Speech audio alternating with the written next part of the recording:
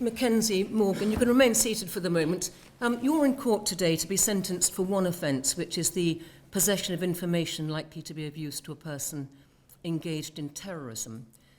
You were born on the 8th of January of 2008, and so you turned 18 just a few days ago, and you have no previous convictions. I'm going to have to set out in some detail how you come to be here and how I've decided on your sentence. And I'm afraid that some of it might be quite difficult to follow, and I know that what you're most anxious to know is what your sentence is going to be. And so I hope it will help you if I tell you right now that I will be sentencing you to 14 months detention in a young offender institution. And at the end, I'll explain precisely what that means. On the 2nd of June of 2025, the police came to your home and they searched it. And on your mobile phone, they found that you'd saved a copy of a 188-page PDF file called Al-Qaeda Training Manual, complete version. And they found 3 other files as well, which contained extracts from that training manual.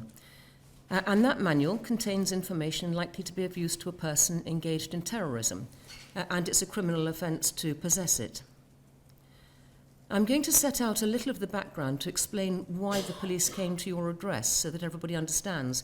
But I must stress that you're being sentenced only for possessing the manual. But in deciding on what's the right sentence, I have to consider all the surrounding circumstances. From April of last year, you were messaging other people on Snapchat, and those messages included praise for Axel Rudakubana, the Southport attacker.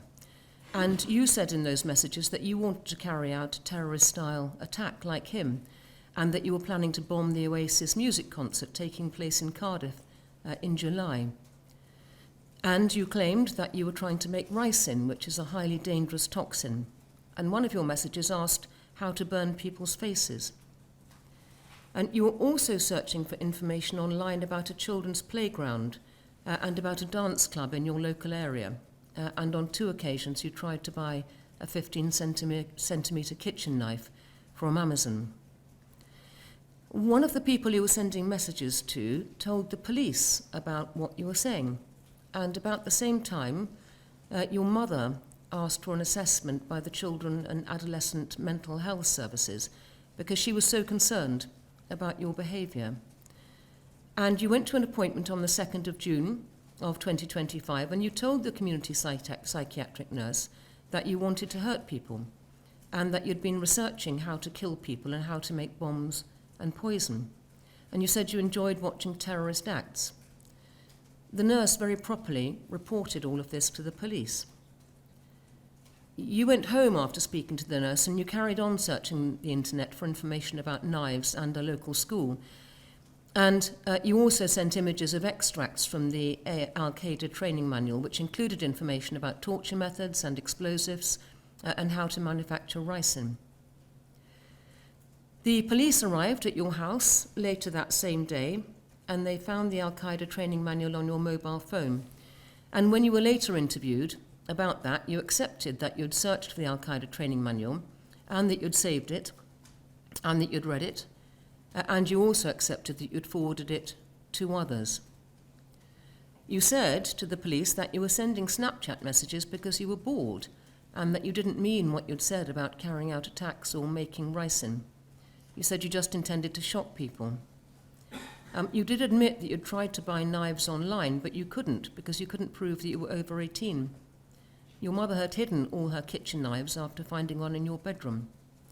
You said that you were unhappy and that you'd been bullied at school, and that you'd been experiencing suicidal thoughts. You appeared before the Westminster Magistrates' Court on the 21st of June, and you said that you intended to plead guilty. And you're therefore entitled to full credit, which means a reduction of 1/3 from the sentence that I would have passed if you hadn't pleaded guilty. You were remanded to youth detention, but on the 7th of October you were transferred to Ardingly Medium Secure Unit, under the Mental Health Act, and you've been under the care of the psychiatrists there ever since. I have got and have read initial and updated reports from Dr. Katie Dishard-Head, under the supervision of Dr. Hamid Hassan at Ardingly, and I also have reports from Dr. Heidi Hales and Dr. Catherine Cunning, who are independent experts. And I have 3 reports from the Monmouthshire and Torfaen Youth Offending Service. And this is a summary of what the reports tell me. It's a very brief summary. But they tell me that you struggled at school, where you were isolated and bullied. You were assaulted in the secure unit, where you were initially detained. You suffered a broken nose and bruising, and that led to severe anxiety and panic attacks. And you also began self-harming and scratching yourself, putting objects into your ears, which have sometimes had to be removed in the accident and emergency department at the hospital. And you've also developed non-epileptic attack disorder, which means that you've often had seizures. You've been diagnosed with autism spectrum disorder, and that means that you struggle with uncertainty and with social interaction and with communication. You have sensory sensitivities and you like rigid routines. Dr. Hales and Dr. Cunning are uncertain as to the risk that you now pose to others. You told them that you don't now have thoughts about hurting other people, but the youth offending team, using an assessment tool, have assessed the risk posed to others as high. You're also a danger to yourself because you self-harm and you have thoughts of suicide, and you're also at high risk of harm from other people because you have autism and you're vulnerable to being bullied or being groomed and radicalised. All the psychiatrists say that you have got complex needs, but you're not suffering from an acute, treatable mental illness. They also say that it will help you to have a clear end date for your sentence so that you know exactly when you'll be going home. A hospital order will have an uncertain end date, and so on balance, all the psychiatrists agree that a sentence of detention is actually preferable. If your mental health were to decline in prison, then arrangements can be made under the Mental Health Act for an urgent transfer back to hospital. The Youth Offending Service have significant reservations about managing your risk in the community. However, there have already been consultations between the Youth Offending Service and the counter-terrorism specialist probation practitioners within the Joint Extremism Unit. And when you are released, your post-risk release will be managed on a multi-agency basis. And there are going to be other orders put into place to help to protect you and to manage any possible risk that there may be. And so I'm also going to make a community behaviour order, and that will provide additional oversight and supervision when you return to the community. Now, you committed this crime when you were 17, and so you were still a child within the justice system, and you're now 18.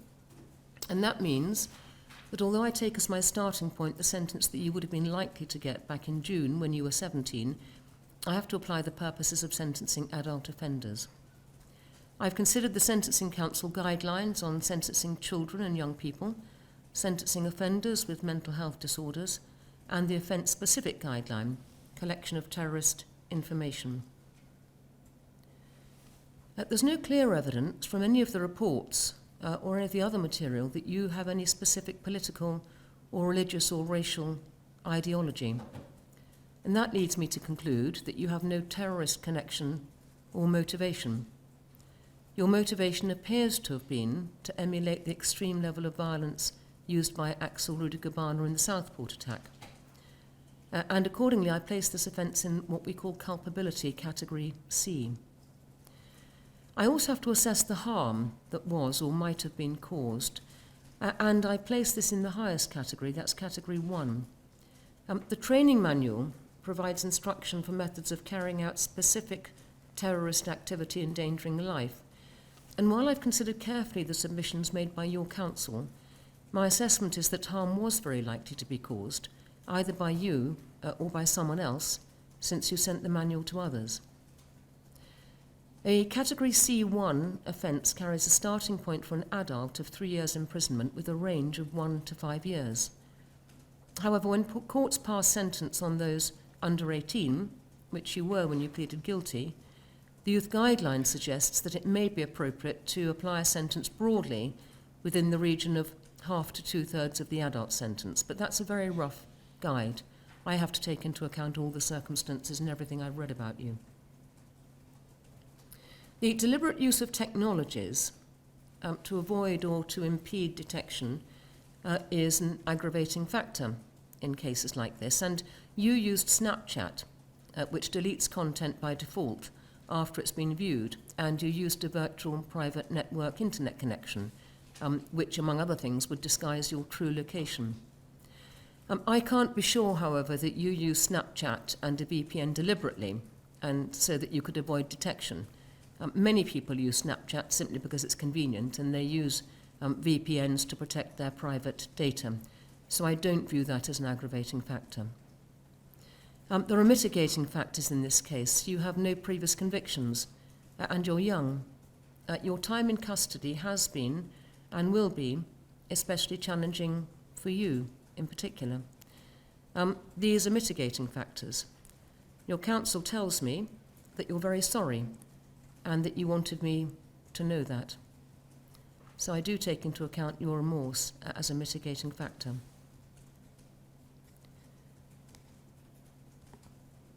The offence is listed in Schedule 13 for the purposes of Section 252A and Section 265 of the Sentencing Code.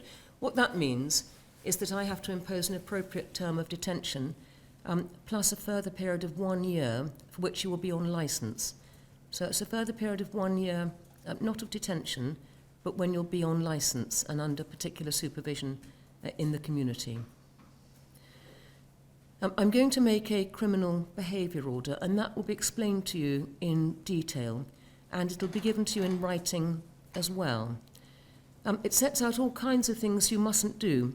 In particular, you mustn't go to places where children are, such as youth clubs, and you mustn't try to buy knives, and you mustn't keep a knife in your bedroom. There are also rules about using the internet. Now, it's very important that you stick to all of these rules because, again, if you don't, you could be returned to prison.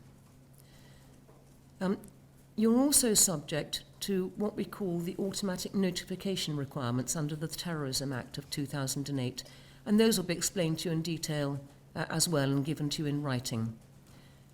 In essence, what it means is you have to make sure that the police have got details about where you're living and so on. And you're subject to those for the next 10 years. I've almost come to an end, McKenzie, so will you stand up, please, and I'll tell you what the sentence is formally. Thank you. If you hadn't pleaded guilty, the sentence would have been one of 21 months detention, but I give full credit for your guilty plea, and so the sentence is one of 14 months detention in a young offender institution with a further period of 1 year for which you will be on licence. You'll be considered for release after serving 2/3 of the sentence. And if you're not released at that stage, then you'll be released at the end of the 14 months. But the time you've already spent in detention on remand will be deducted automatically from that sentence. And when you are released, you'll be on licence for whatever period of time remains of the 14 months, plus an extra 1 year. And while you're on licence, it's really important that you do whatever you're directed to do by the people who are supervising your licence. And again, if you don't, then you could be returned to prison. Do take a seat for a moment. Good afternoon, ladies and gentlemen. Thank you for coming today. My name is Andrew Williams. I'm a Detective Superintendent with Counter-Terrorism Policing in Wales, and I have a brief statement to make to you in light of the events in court today.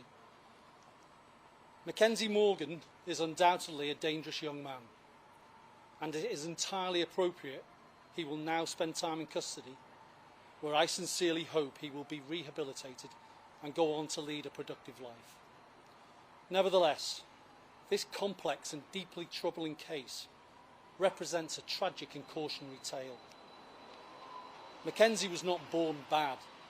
He didn't come into the world wanting to be a terrorist or aspiring to one day kill people, let alone children. As a teenager himself, when he committed the offence, he was inherently vulnerable to the malign influences that prey on our young people today, online, on the internet. The fact that he was heavily influenced by the perpetrator of one of the most horrific attacks this country has seen in recent times is a terrifying indictment of the abhorrent commentary, hateful opinion and violent images that too many of our young people are exposed to on a daily basis via the myriad of online sites, chat forums and gaming and social media platforms. That is the reality of what we are seeing in our casework time and time again. This can no longer be described as an emerging trend. It is routine now for counter-terrorism policing to investigate young people for very serious offending involving a clear online footprint. Now, I recognise there's a valid debate about legislation and the balance that must achieve. And we continue to call on big tech to play a much bigger role in this. But parents and carers also have a role to play. We must accept that our children are freely and regularly exposed to significant risk online. Look, as a father myself, I know firsthand that parents are under a lot of pressure, and monitoring what our kids do online is far from straightforward. But this isn't about censorship, this isn't about privacy, or the modern day equivalent of reading their diary. Diaries were not gateways for predators to exploit. It is purely about us keeping our children safe from significant harm. I really didn't become a police officer to put teenagers in prison. It's not something I want to be doing. But if our kids can access dangerous, highly addictive and influential content, there is a very clear risk that it will destroy their young lives before they've really begun. Whilst I am hugely grateful to my colleagues for stopping a potential attack on young innocent lives, there really are no winners here today. Just a real sense of sadness that highlights the need for us as a society to really grip this issue and finally stop our young people being exploited in this way. Thank you very much.